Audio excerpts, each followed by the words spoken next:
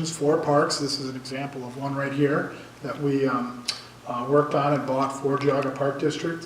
And then we also have a program called a conservation buyer program where we match up sellers that want their property protected forever with buyers that have the capacity to buy and protect the property together. So we're using all the public funding we can, we're using all the private funding we can, and we're using all of the tax advantages we can to implement these land protection projects.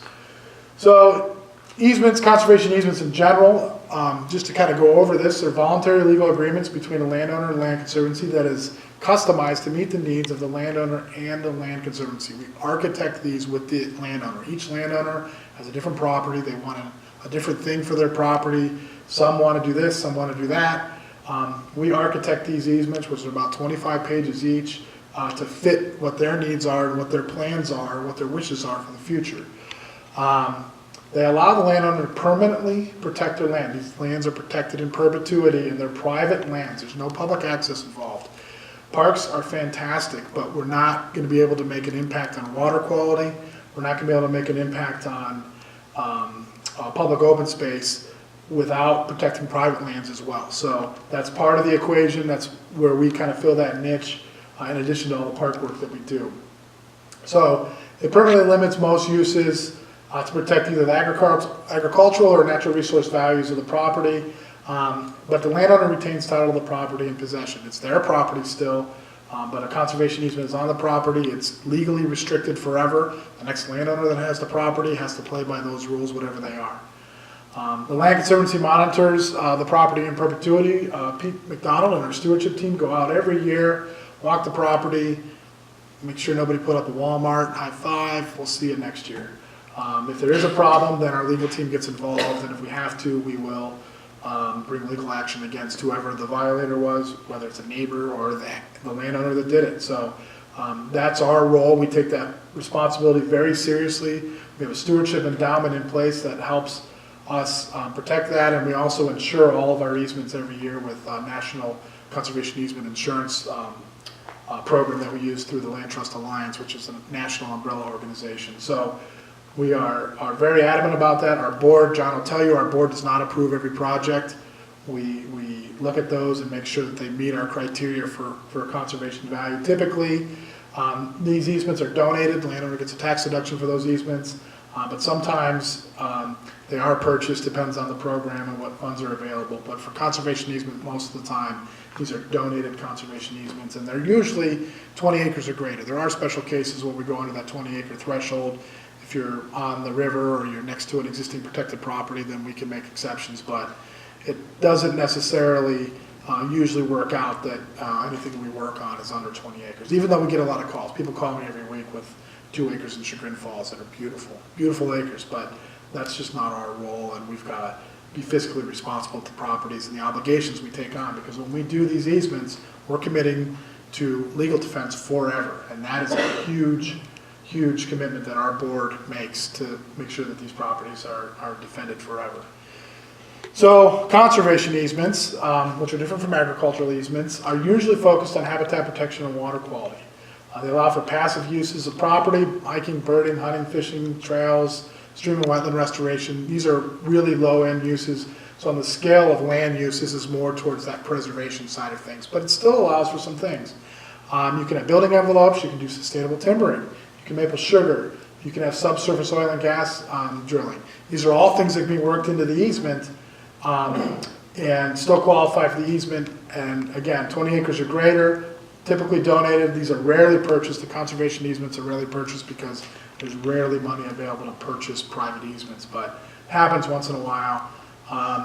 They can reduce, the deductions are in place that can reduce your income and estate taxes. And right now, the way the tax code reads, and this was just passed last year, so we're not sure how things are going to change on a federal level in terms of tax deductions, but especially for conservation projects. But currently, a landowner can realize a 50% federal income tax deduction on their property. If they do a conservation easement, then they can spread out over 16 years. So 50% of your income taxes go away for up to 16 years, which is a very nice incentive for folks that are doing this, especially ones that have taxable income.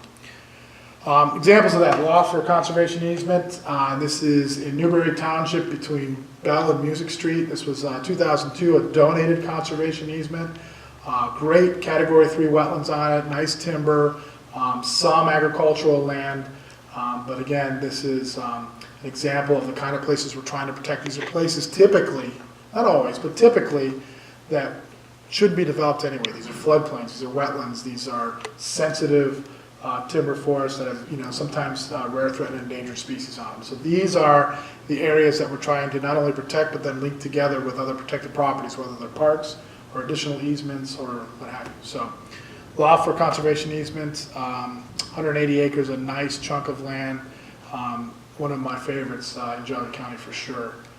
Cross Haven Farms, Lucia Nash donated a 762 acre conservation easement in Russell Township and some in Newberry as well. In 2007, this is still our biggest contiguous conservation easement that we've done at the Conservancy. It's got Chagrin River frontage, it's got extraordinary wetlands, it's got farmland.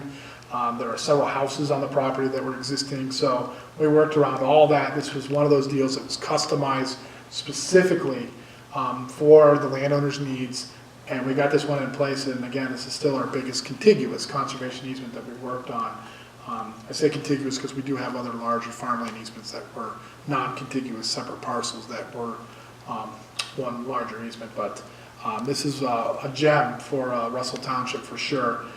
Again, private easement though. This is not public access. This is just protecting natural resources for the sake of protecting natural resources, but 762 acres of no cul-de-sacs, no people to tax. There's no needs for Russell Township to, up the ante on taxes. This is insulating the tax base for the residents, and that's one of the big points of what I'm trying to make here tonight, is that our work certainly has a positive economic effect on what we're doing. Solomon easement, 127 acres, Bainbridge Township. These are Virginia bluebells, one of my favorite wildflowers, which probably are blooming probably about now. This is another property on the Chagrin River, the Aurora branch of the Chagrin River.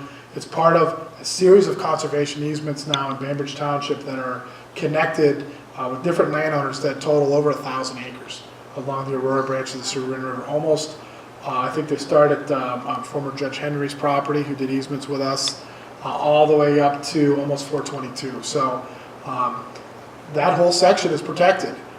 So basically Geauga Lake up to 422 for the most part is protected, and there's 9 or 10 different landowners that we worked with to link these together.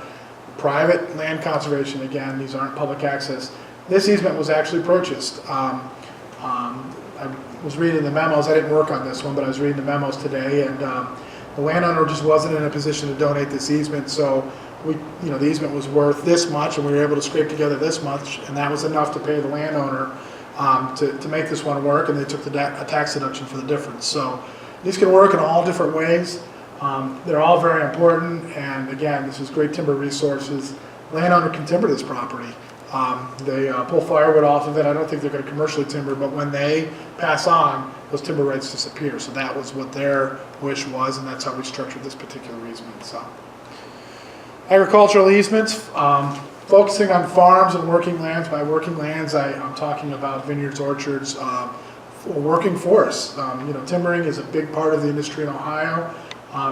Done correctly, always not pretty for sure, but done correctly, you can have a sustainable working forest and still recoup income from your property.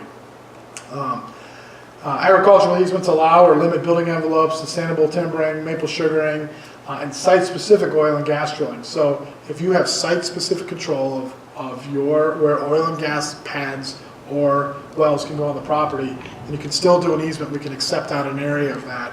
A good example of this is in Kinsman, we had a landowner come to us with 3,000 acres. They wanted to do a conservation easement in 2012.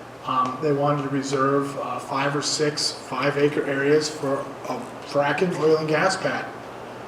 It was limited, it was localized, it was in the right area. We helped them direct that in an area where it would have least impact on the environment. And the easement went through, and 3,000 acres were protected in perpetuity because we were flexible with some of the oil and gas drilling language. Now, We have a lot of debates about oil and gas in our office, and on our board as well, I would imagine, John. So this isn't a decision we made lightly, but at the end of the day, maybe we gave up 20 or 30 acres and we protected, the remainder of 3,000 acres. It is something that is legal. It's something that we really toil over, but those tough decisions and those opposing viewpoints in the office really get us to that point of conservation versus what preservation is, and that's the essence of conservation, is that ability to compromise to get some things done. Agricultural easements are typically 40 acres or greater. Most of them are donated, but there are state and federal programs specific to agricultural protection.